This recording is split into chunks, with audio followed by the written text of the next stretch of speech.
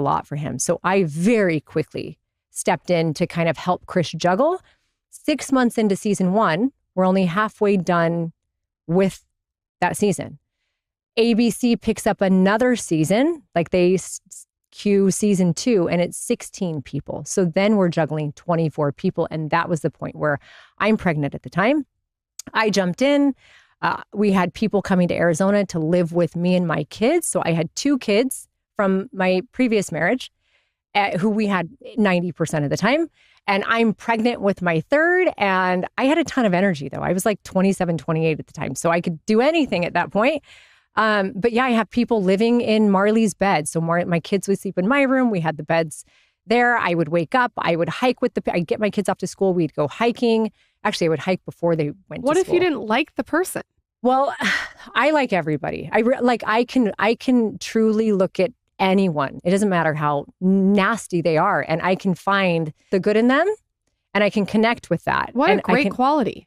That's a very special quality. That's unique. It's like the opposite of me. I can look at anyone and find the bad quality. This is Larry David. No, you can't. Stop. So you had them in your home and you're going through all the protocol within your home while you're pregnant. Cooking their food, cutting their chicken, weighing it, like carb cycling them. I'm doing everything for them. I had trainers that I would hire to kind of do kickboxing with them or whatever. We ended up the next season getting an Arizona boot camp house that was just down the street from us. And so then I became the head of the Arizona boot camp house, which then the producers were like, this is awesome. Like the husband is doing his thing here, traveling around, right? Going and surprising people, taking them on these massive adventures. And the wife and her kids are literally hiking in Arizona with the people who aren't losing weight. So they started pulling elements of real reality into the show. And then I became co-host. So it kind of I didn't try for it. I was really uncomfortable with it. This all just happened. What is it like when your husband's traveling, you're pregnant, and all this is going on? That's where I would think it would be hard to connect. Let's try it out. We'll see what happens. Go ahead. You go travel. You leave me alone for 5 minutes. Let's see how that goes. You text me. I go to the grocery store and he calls. An experiment. So what is that like to have your husband traveling, you're pregnant, you've got a network show. It's like so much is going on. It was a lot, and it was layered with, let me think. Also, you're young too. 6-7 months pregnant. Yeah, I was 6-7 months pregnant with Cash, my third child. Chris is my first. The show was about to air. The season 1 was about to come out. It'd been a year and a half or so.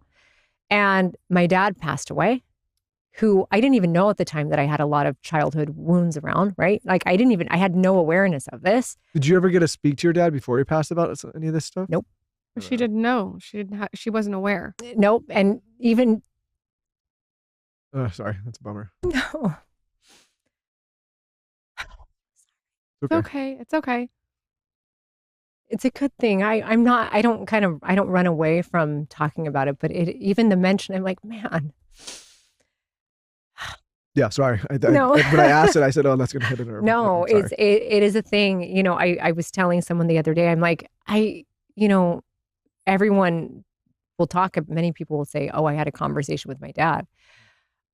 It's okay. I think that even if you had the conversation, sometimes I think what I've realized as I've gotten older, that everybody's doing the best that they can. And so he probably thought he was doing the best he could. And well, that's generation too. It's just a different, my dad's older. My dad's turned 80 this year. I hate me saying this age on the show, but it's just, I think that generation, like I think about the way they were parented. Yeah. And there was just not a ton, I think, of emotional capacity. That's that. And he was, my mom was 17 when she and my dad got married and had their first baby, 17, 18. And it's crazy for people to think about now. Really, you guys, so much of who I am, like truly, because I know who I am and I'm super proud of who I am. I haven't always been.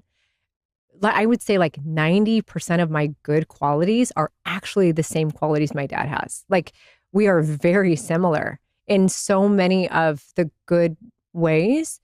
And then the 10%, he was just very young, and every child is going to be like, my parents were 90% great, 10% really freaking hard. We all have childhood trauma, right? Sure.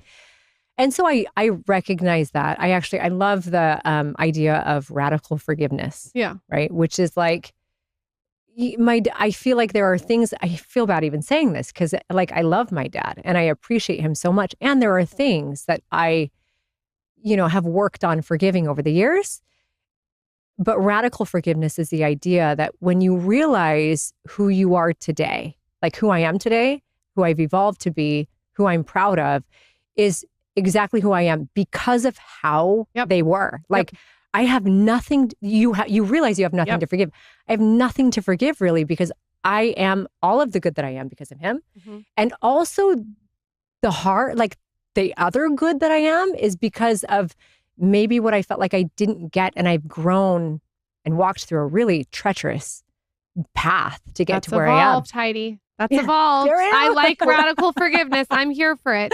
I think that it's also, we have young kids and you have some kids a little bit older, but I worry sometimes like there's this whole new term, like what's called gentle parenting. Yes. And I was like, I didn't experience that, but I almost think like, is that really the best idea? Like, I don't know. Gentle parenting. I just think that a lot of the things that maybe I grew up with and a lot of the kind of, pushback that I had as a child, like was maybe not just gentle parenting, but maybe then set me up for success later, right? I don't really necessarily think we need to brand parenting. I feel like the internet is constantly trying to brand everything. I feel like parenting, you can be a mix of gentle when it's right and the situation is right. And you can be a mix of hard and you can give them some grit and some resilience and you can be firm and you can be loving. I don't really think we need to brand parenting. It's a little like we jumped the shark. We had a woman. I agree. And there's not one way to do it. Oh, yeah. I mean, when they say like there's different, like all these different things, it's just like exhausting. It's like, fuck, I'm just trying to get through the goddamn day. I want to take a shower. Yeah. Oh. This goes back to like even weightlifting. I think humans are really good at doing as much as they can to seek as much comfort as possible. Yeah. What I like about weightlifting in the gym is it's a moment where you have to get uncomfortable to later be comfortable. Yep. And I think part of my job as a parent is to prepare my children for what the world is really like, so that when they get hit with the reality of the world, when they leave the nest, they're not so shocked or surprised by what the world actually looks like. And I think there's a lot of young people that I work with and that I see all the time, and I'm not so old, but just younger people.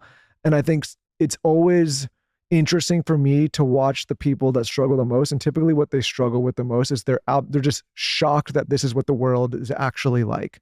Like, no, it's not fair.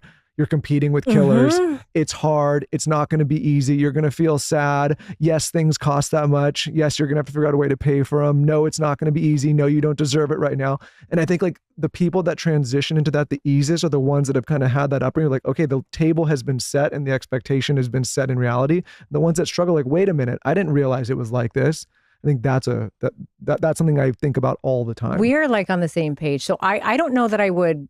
I'm not sure if social media would think this, but I don't know if I would call myself a gentle parent. In fact, I know I wouldn't. I am a very firm parent, but what I also am, like, very firm. Like, I am the one, when I say something, I recognize I'm doing them a disservice if I don't stick to it. So like, if I say you're grounded, if I go back, like, now that sucks because I have to be available when you're grounded. I have to stop my life because I grounded you and you need to stay home, right? So that sucks. But also I said it. And if I don't stick to it, you're not going to understand the concept of consequences. And life's going to suck for you when you leave my house, right? I am definitely not a gentle parent, but I am a very intentional parent, right? Love that. What I do, because I agree with you. But I think every kid needs something different. I have 4 kids. It's like I'm a different mom to all of them. My youngest does really well with gentle parenting because she's gentle and she's just different. My 2 middle ones, they need like the hammer dropped quite a bit more, and they do better with that. We're in for it, Michael. Yeah, you are. I am very passionate about examining the products that I put into my body or on my body on a daily basis. And something that I do every single day, that I've done every single day for the last 4 years, is take a multivitamin. I am, as you can imagine, pretty intentional about what I take too. I have taken Ritual forever. I've taken it through both of my pregnancies, after my pregnancies, and I still today continue to take their multivitamin. The reason that I take this multivitamin is it's clinically backed and it's high quality. I want a high quality multivitamin if it's going in my mouth every day. It's also traceable key ingredients and everything is in clean bioavailable forms. If you are pregnant, their prenatal is fantastic. I took it with both my kids. Like I said, there's 9 key nutrients in their multi. And what I like is they really focus on omega-3 DHA and vitamin D. These are things that a lot of women are low in. It's gentle on your stomach and has this beautiful minty essence in every bottle. Ritual is vegan, non-GMO, project verified, gluten and major allergen free. It's also made traceable, which we love. No more shady business. Ritual is essential for women 18 plus is a multivitamin you can actually trust. Get 25% off your first month at ritual.com/skinny. Start Ritual or add essential for women 18 plus to your subscription today. That's ritual.com/skinny for 25% off. One thing that has absolutely changed my life, this is a gift that I give everyone, I cannot shut up about, is a gently weighted sleep sack. Why has this changed my life? Because it's changed my sleep. I sleep so well because my son is sleeping through the night. He goes to bed at 7:30. He wakes up at 7. I attribute this to a couple things. An all dark room. We have no light in the room. I have my air filters going. I have no white noise. I don't like any sound in the room. And then I'll do a gently weighted sleep sack. And the one that I use is by Dreamland Baby. I've been using it forever. It's such a good one.